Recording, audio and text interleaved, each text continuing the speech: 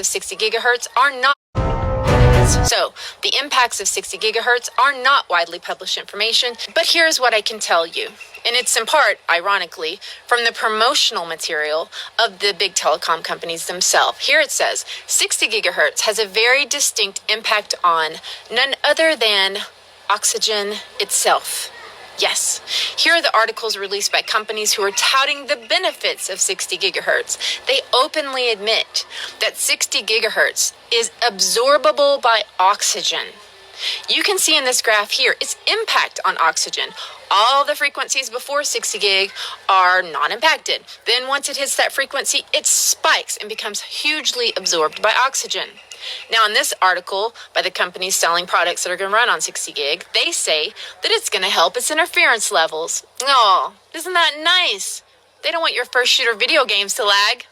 And most of us know from mainstream releases promoting FIVEG that things like water and trees are going to get in the way of this frequency. So how in the world does this even make sense that we are using it? Unless their intentions are something else besides faster speeds. Anyway, knowing that this frequency impacts oxygen, now does it make sense to you how possibly when you mess with the absorption of oxygen in the human body, let me give you one guess which organ is going to suffer first. The way that the 60 gigahertz impacts oxygen is this. Oxygen, the atom, is O.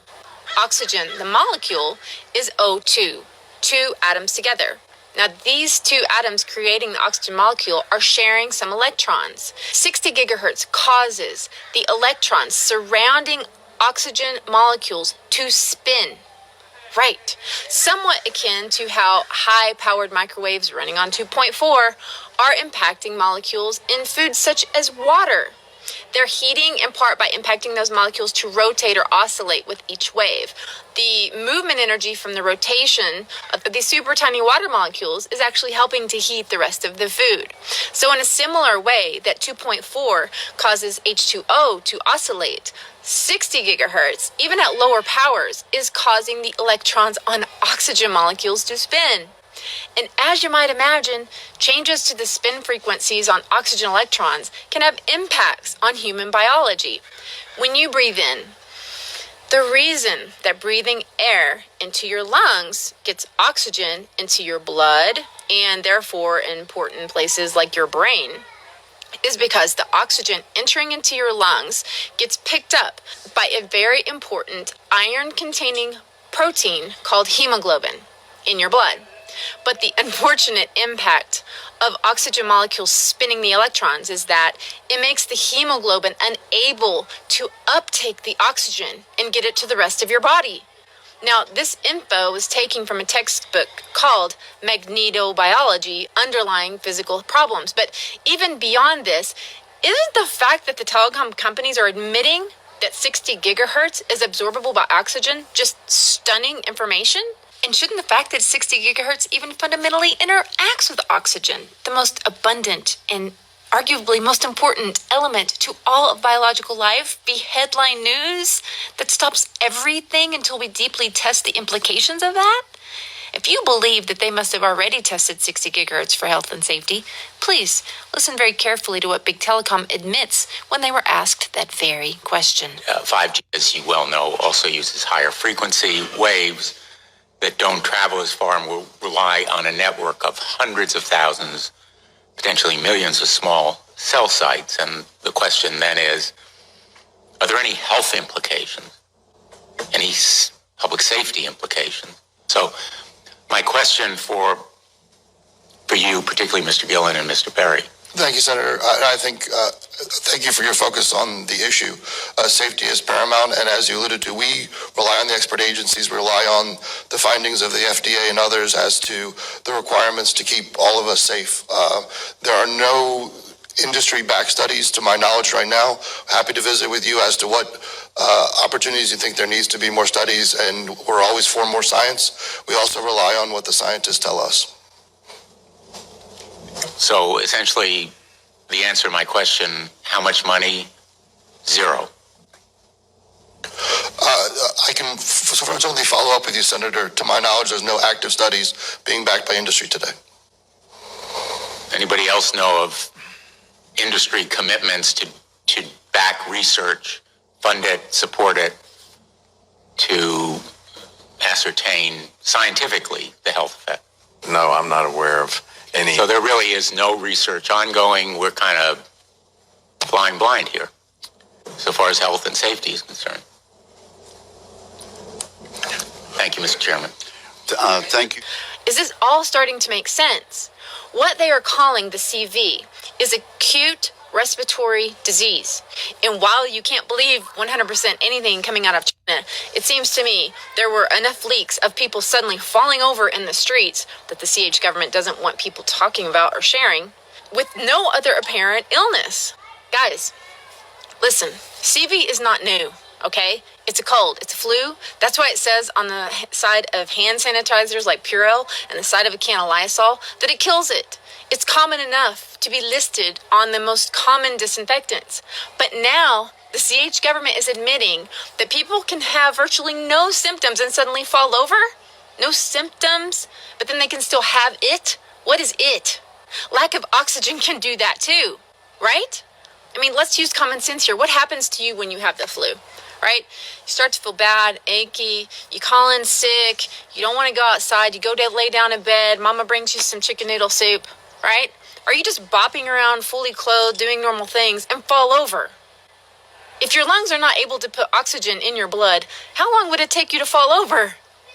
Not long, okay? Not long. So we're going to get into some specific symptomology. Boom, dude. I told you China was doing this. I told you they got the frickin' the FIVE G going on. Here, listen to this. Besides these that I just mentioned in a minute, but I can already hear some of you asking, but Dana, what about those quarantine cruise ships? They weren't even in the city of WHAN. That's very true. And I have some very relevant news for you on that topic. These ships that were quarantined just so happened to be from the Diamond Princess line of cruise ships. So let's check out this PR release from Princess Cruises. Continuing Princess Cruises' comeback new promise, a commitment focused on investing more than $450 million across the global fleet. Now here they go into some of these very expensive upgrades that they have added. Well, one of the upgrades that they go into great detail explaining on their website with high-end marketing videos showing exactly how it works is their network connectivity. Here's from their press release. Carnival Corporation and Regal Princess announces they will, quote, establish a new industry apex in connectivity capabilities. It says, using its newly developed connectivity service, MedallionNet, and working with SES Networks. More about them in a minute. They talk about attempting to achieve unheard of bandwidth and how MedallionNet is made possible through, quote, an inventive array of an antenna, networks, equipment, and configuration innovations that combine to make the Regal Princess the only vessel on the planet that is currently capable of achieving this speed. Well, according to the SCS website, there are some Navy ships that can do this, powered by our O3B fleet of MEO or medium Earth orbit satellites. Yes, they are admitting to working with SES, and although they're calling it Wi-Fi, that is a misnomer considering that the company seems to be using millimeter waves. Here are a few clips from some of their videos. Stream movies, shows, and sports, as well as make Wi-Fi phone calls and video conference calls like FaceTime. That's all possible in large part thanks to what lies on board, what flies in the skies above, and the way we fuse all the technology together to ensure your experience is as great as possible. MedallionNet uses mid-Earth orbit satellites, or MEO, that are positioned 8,000 kilometers away. There are 20 MEO satellites surrounding the equator that see our Medallion-class ships, which aligns with destinations like London and Vancouver, and which corresponds to approximately 80% of Earth's surface. GEO satellites actually still reign supreme when enabling connectivity in the polar regions. This is because GEO is not impacted by rain and weather. So onboard Princess Cruises ships that feature MedallionNet, we leverage MEO and GEO satellites to keep you connected to the things you love most, and seamlessly shift to GEO when in the north. Thanks, GEO. In these tougher conditions, we're glad you're there. So by admitting in their own video that water can interfere with the connectivity is the giveaway that they are using millimeter waves and not just the type of frequencies that Wi-Fi runs on today. Now, when you look a little more into this company, SES, that's when you find this crazy information. You can see they're presently teaming up with governments, including the U.S. government, and of course our MILITARY. When you look at tabs like this one that starts intelligence, surveillance, and reconnaissance missions, one realizes this company's products and services catalog looks like a Homeland Security dream or privacy lover's nightmare, depending on how you want to see it. And here you can also see on the SES website that they are using these satellites to beam none other than what? 5G. So, are these passengers getting sick from a VIRUS? That, by the way, they are admitting that the people on the ship haven't been tested for, or are they getting sick from millimeter wave frequencies being beamed at them even while they sit trapped in quarantine? Wow. All right. So what about all those other cities? Other cities that people have left CH4 and still got their CV virus? Well, I mean, the ones that I'm not watching this every minute. I've been working too hard on this piece, but all the cities that I've found that supposedly have this, this has happened to so far, they are people who are already openly advertising that they have FIVEG themselves. Places like South Korea, check. Hong Kong, check. And then to further your questioning about what Central CH is actually dealing with besides the VIRUS, there was that news released in several alternative sources, and some even mainstream in 2018-19, announcing that CH had completed construction of a project to build a giant antenna that was 5 times the size of New York City. Do you remember that? It said this experimental radio antenna is rumored to have taken 13 years to finish, and although its official purpose was, quote, to detect earthquakes and minerals, others speculate it would be used to communicate with submarines. While the article states the exact site of the facility is not being disclosed, but information in Chinese research journals suggests it was in the Huazhong region. Oh, just so happens to include Wuhan, the capital of the Hubei province. There you go. So there's that. But, let's get deeper into what 60 gigahertz can also do.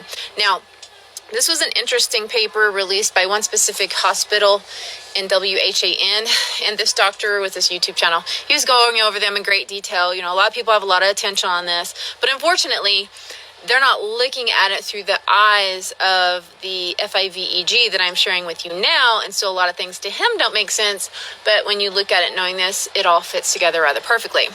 Of the people admitted and studied in this particular hospital, they got real specific about the symptoms, and so they broke it down from outpatient to those admitted into ICU. And of the people admitted into intensive care, it says this: over 60% of people had acute respiratory distress, respiratory failure. Symptoms included shortness of breath, rapid breathing, and bluish skin tone. Can that happen with lack of oxygen? Yeah. They had arrhythmia. I don't know how much you guys remember, but microwave frequencies can absolutely cause this. He couldn't explain it with his normal background. There was also shock. That is a state of insufficient blood flow to the tissues as a result of problems with the circulatory system. Now, of all the muscles that work really hard, wouldn't you say your heart is one of them? So when you start running, you start breathing hard. Why? Your muscles need more oxygen to continue working, right? Now, if you're not getting that into your muscles because it isn't coming into your hemoglobin, there's no feeding your muscles, including your heart, thus, right, acute cardiac injury, which is also listed in this. Now, while it's true, pneumonia also causes respiratory distress and an inability to get proper oxygen. That's true. However, don't we all know by now that pneumonia causes your lungs to do one basic thing? Fill with fluid, fill with phlegm. Yummy. Almost every 101 tutorial on pneumonia says the same thing. The main problems with pneumonia are the lack of oxygen as a result of phlegm. And how you can even tell what phase of pneumonia you're in according to the color of your phlegm. Well, check this out. Now, much of what I'm finding regarding this CV is pointing to people who don't actually have fluid in their lungs at all, but they have dry coughs. Not wet coughs like this, but dry coughs with no phlegm. So in the same report, this doctor found the same thing, dry cough. But also, these social leaks of media, people who are using social media, they're so desperate. They're desperate to get help. Here they're saying the same thing. Look at this. Inability to breathe and dry cough. So please, would one of you virologists care to explain to me why these people have respiratory distress, aka can't breathe, if there's no phlegm causing the problems with oxygen uptake? I mean, besides the 60 gigahertz frequency making hemoglobin unable to properly bind to oxygen. Now, a lot of people had scans. Scans are showing that people have damage to the lungs. But how do we know that this isn't due to other repercussions of millimeter waves on oxygen itself? I mean, when your voice, this is slightly off topic, but not really. When your voice matches a frequency of a crystal glass, it becomes absorbed by it and it shatters, right? I'm just saying. Why am I having to ask these questions? Also, it's mentioned, acute kidney injury. We know kidneys can be damaged when there's so little oxygen in the blood that the other gases become higher, like carbon dioxide in the other ones. Acidosis of the blood happens. Again, guys, I am not a doctor. Do not listen to anything I say. This is for entertainment purposes only. However, I'm just trying to use common sense here and ask some questions that no one else seems to be asking. So, CV seems to cause many problems. Okay, they can all be tied to a lack of oxygen and acidosis of the blood. Now, we know that the impacts of magnetic frequencies can have a result of things like seizures, right? How often do people with pneumonia have seizures? But we have seen tons of leak footage of people with exactly that, seizures. I've also heard fungal infections mentioned in relation to this, and electromagnetic fields can absolutely exacerbate fungus and mold. Now, of course, people talk about fevers in the media, but they also say they can have all these problems without the fever. How many times have you had flu without the fever? I'm just saying. But along with this theory I'm sharing, wouldn't it make sense, given the possibility of a frequency WEAPON? How do we know if a mild fever can't also be a result of all these other aspects of 60 gigahertz? The answer is, we don't know. We don't know. And I don't want to belabor this, but please, could someone out there who actually knows magnetobiology and who's not employed by the WHO or a big pharma company get on this? Because I'm not qualified. If you're really starting to take all of this in, everything that I'm saying, and you're starting to consider this as a possibility, your mind may start to spin with the major implications, and it should.